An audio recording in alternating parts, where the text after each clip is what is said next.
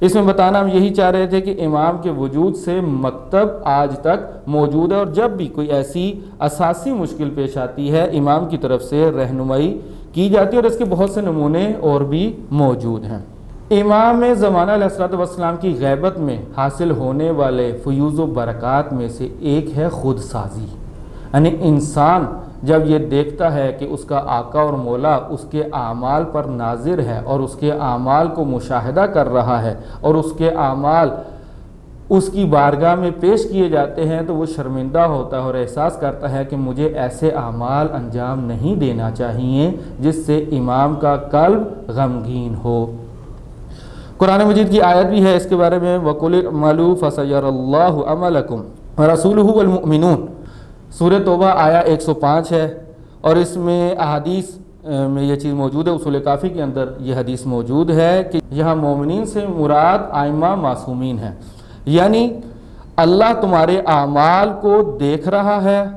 اور تمہارے اعمال کے اوپر ناظر ہے، اور اس کا رسول اور مومنین سے مراد یعنی ائمہ معصومین، یعنی ائمہ معصومین کی بارگاہ میں انسانوں کے احوال اور حالات اور ان کے اعمال پیش کیے جاتے ہیں۔ اگر وہ اعمال اچھے ہوں تو امام خوشحال ہوتے ہیں، اگر وہ اعمال اچھے نہ ہوں اور برے اعمال ہو تو امام کا دل اس سے دکھی ہوتا ہے۔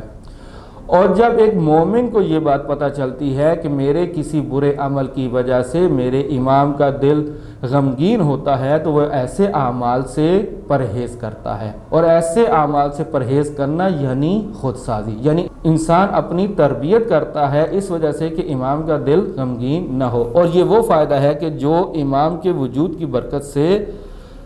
اہل تشیع اٹھا رہے ہیں۔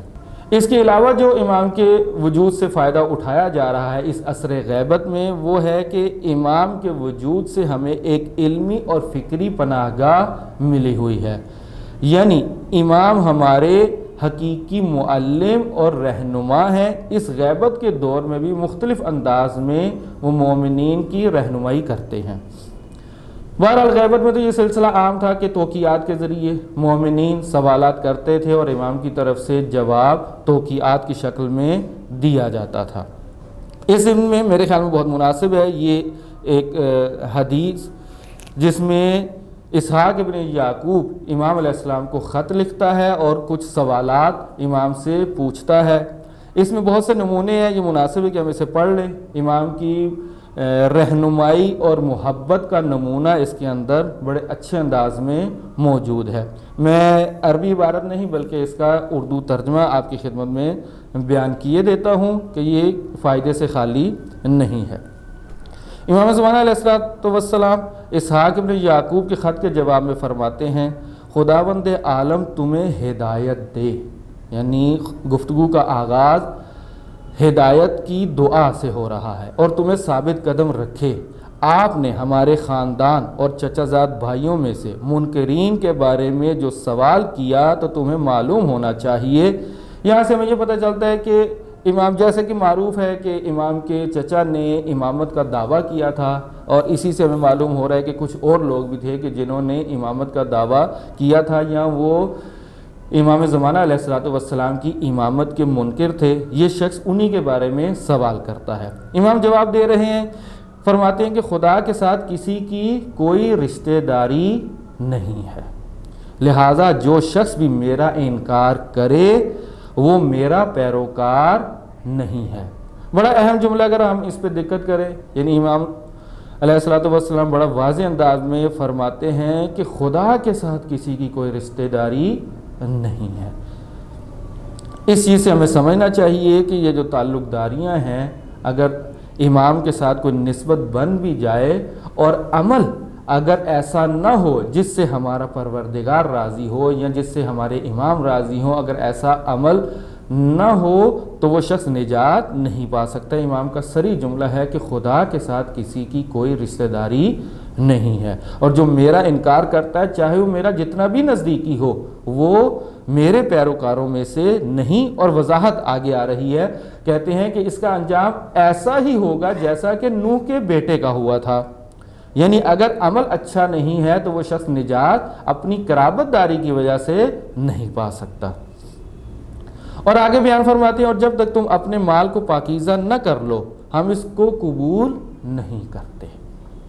اور جو رقم تم نے ہمارے لیے بھیجی ہے اس وجہ سے قبول کرتے ہیں کہ پاک و پاکیزہ ہے۔ بس اس کا مطلب ہے کہ اگر ہم اپنے امام کو کوئی ہدیہ دینا چاہیں تو ہمارا مال پاک ہونا چاہیے،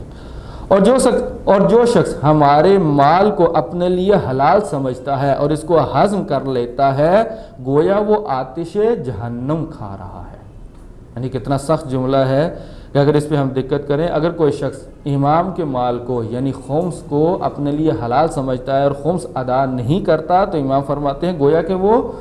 جہنم کی آگ کھا رہا ہے۔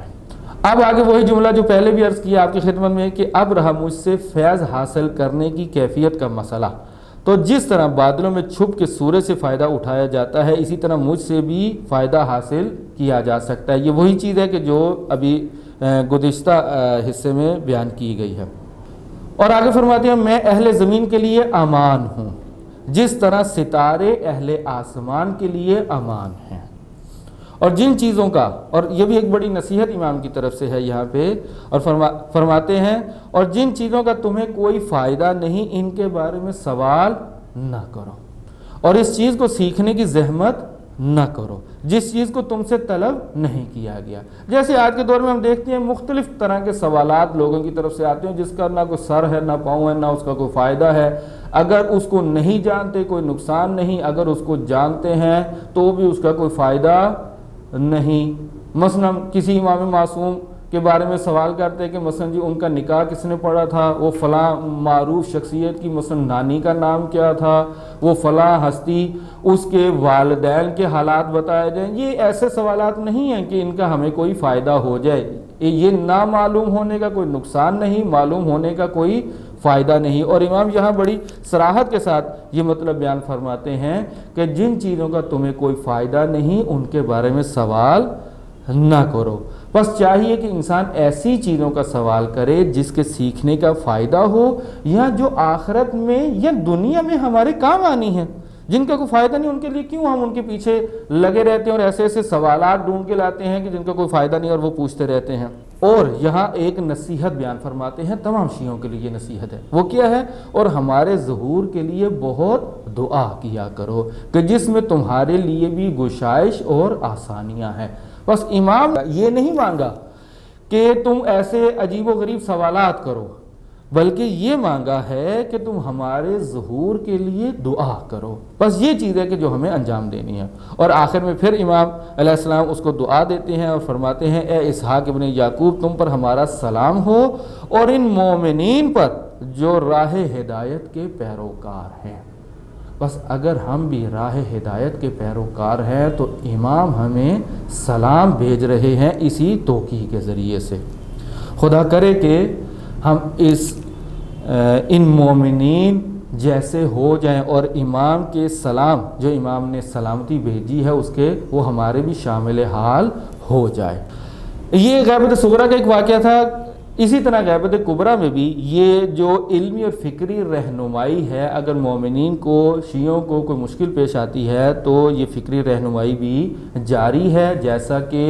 معروف واقعہ آپ کی خدمت میں بیان کروں مقدس اردبیلی کا، اور دیگر بہت سے علماء کے ساتھ امام علیہ السلام کی طرف سے رہنمائی جاری و ساری رہی ہے۔ مقدس اردبیلی ایک ایسی ہستی ہے کہ جس کو امام زمانہ علیہ السلام سے ملاقات کا شرف حاصل ہوا، اور یہ داستان یوں ہے کہ مقدس اردبیلی رات کے پہر جس وقت حرم بند ہو جاتا ہے نجف حرم کی طرف جا رہے تھے کہ ان کا ایک شاگرد راستے میں انہیں دیکھتا ہے اور حیران ہوتا ہے کہ اس آدھی رات میں ہمارے استاد مقدس اردبیلی کہاں جا رہے ہیں۔ وہ جاتا ہے، دیکھتا ہے، جب نجف حرم میں پہنچتے ہیں تو دروازہ خود بخود کھلتا ہے، یہ شخصیت اندر داخل ہوتی ہے۔ کچھ دیر بعد یہ شاگرد جو چھپ کے دیکھ رہا ہے یہ دیکھتا ہے کہ مقدس اردبیلی باہر آئے ہیں اور مسجد کوفہ کی طرف چلنا شروع کر دیتے ہیں۔ یہ شخص بھی ان کے پیچھے چلتا رہتا ہے اور مسجد کے اندر دیکھتا ہے کہ یہ مقدس اردبیلی محراب امیر المومنین پہ جاتے ہیں، اس کے بعد باہر تشریف لاتے ہیں، اور اس کے بعد جب واپس نجف کی طرف جا رہے ہوتے ہیں کہتا ہے کہ مجھے کھانسی آ گئی اور میں اپنی آواز کو کنٹرول نہیں کر سکا۔ میری کھانسی سے مقدس اردبیلی متوجہ ہوئے اور پوچھا کہ کون ہے، جب دیکھا تو انہیں پتہ چلا کہ میں کون ہوں، تو مجھ سے پوچھا کہ کیوں اور کب سے میرے پیچھے ہو؟ کہتے ہیں کہ جب سے آپ نجف میں مولا کے حرم گئے تھے اس وقت سے لے کے میں ابھی تک آپ کے پیچھے ہوں، اور انہیں واسطہ دے کے کہتے ہیں کہ مجھے بتائیں کہ یہ سارا ماجرا کیا ہے۔ مقدس اردبیلی بالآخر اسے یہ کہتے ہیں کہ ایک شرط پہ بتاتا ہوں کہ میری زندگی میں تم کسی کو یہ واقعہ نہیں بتاؤ گے۔ بہرحال یہ اس سے وعدہ لینے کے بعد مقدس اردبیلی اسے کہتے ہیں کہ میں جب بھی کوئی مشکل مسئلہ میرے لیے پیش آتا تھا تو میں نجف مولا کے حرم میں جا کے سوال کیا کرتا تھا اور اپنا جواب لیتا تھا۔ کہتے ہیں آج بھی جب کہ تم نے مجھے دیکھا رات کو تو میں یہی اپنا ایک سوال لے کے مولا کی بارگاہ میں آیا تو مولا کی طرف سے مجھے یہ جواب ملا کہ اس کا جواب تمہیں اپنے صاحب الزمان سے لینا ہے، اور وہ اس وقت مسجد کوفہ میں ہے، لہٰذا میں مسجد کوفہ میں گیا اور وہاں سے میں نے اپنے مسئلے کا حل اپنے آقا اور مولا اور زمانے کے امام سے دریافت کیا ہے۔ بہرحال یہ ایک بہترین نمونہ ہے، غیبت کبریٰ کا نمونہ ہے، اور اسی طرح مختلف علماء کے ساتھ ایسی رہنمائیاں، علمی اور فکری رہنمائیاں غیبت کے دور میں جاری و ساری ہیں۔ اگلا ایک فائدہ وہ ہے باطنی طور پر اور روحانی اور معنوی طور پر رہنمائی کا سلسلہ بھی ائمہ کی طرف سے جاری و ساری ہے۔ جس کو محسوس کرتے ہیں کہ اس کو معنوی طور پر کسی مدد کی ضرورت ہے تو اسے یہ مدد فراہم کرتے ہیں اور اس کی روحانی طور پر تربیت کرتے ہیں۔ اگلا فائدہ غیبت کے دور میں یہ ہے کہ بلاؤں سے امان، امام کے وجود کی برکت سے اہل زمین بلاؤں سے محفوظ رہتے ہیں، اور امام کا جملہ ہے انی امان لأہل الارض کما ان النجوم امان لأہل السماء، میں اہل زمین کے لیے امان ہوں جیسا کہ آسمان والوں کے لیے ستارے امان ہیں۔ جب بھی ہمارے گناہوں کی وجہ سے خدا کی طرف سے عذاب آنا چاہتا ہے تو وجود مقدس امام زمان علیہ السلام کی برکت سے وہ عذاب ٹل جاتا ہے۔ اور آیا مجیدہ بھی ہے کہ جس میں بیان فرماتے ہیں وَمَا كَانَ اللَّهُ لِيُعَذِّبَهُمْ وَأَنْتَ فِيهِمْ، رسول اللہ سے بیان کیا جا رہا ہے کہ خدا اہل زمین پر عذاب نازل نہیں کرتا جب تک کہ تم ان کے درمیان موجود ہو، یعنی اگر تم ان کے درمیان موجود ہوتے ہو تو خدا ان پر عذاب نہیں کرتا۔ بالکل اسی طرح سے امام زمانہ کے وجود کی وجہ سے اہل زمین عذاب الہی سے محفوظ ہیں۔ اور یہاں خود امام زمانہ علیہ السلام سے یہ جملہ موجود ہے، فرماتے ہیں انا خاتم الاوصیاء وبی یدفع اللہ البلاء عن اہلی و شیعتی، میں خاتم اوصیاء ہوں، یعنی میں آخری وصی ہوں، اور میرے وسیلے سے میرے خاندان والے اور میرے شیعہ وہ عذاب الہی سے بلاؤں سے محفوظ ہیں۔ بس یہ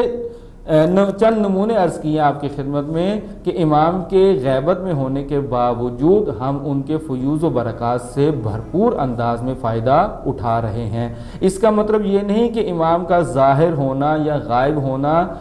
ایک جیسا ہو اور یکساں مفید ہو، نہ، اگر امام ظاہر ہوں گے تو ظاہر ہے اس کے فوائد زیادہ ہوں گے، لیکن امام کی غیبت کے ہوتے ہوئے بھی، یعنی امام کے غائب ہونے کے باوجود اتنے فوائد ہیں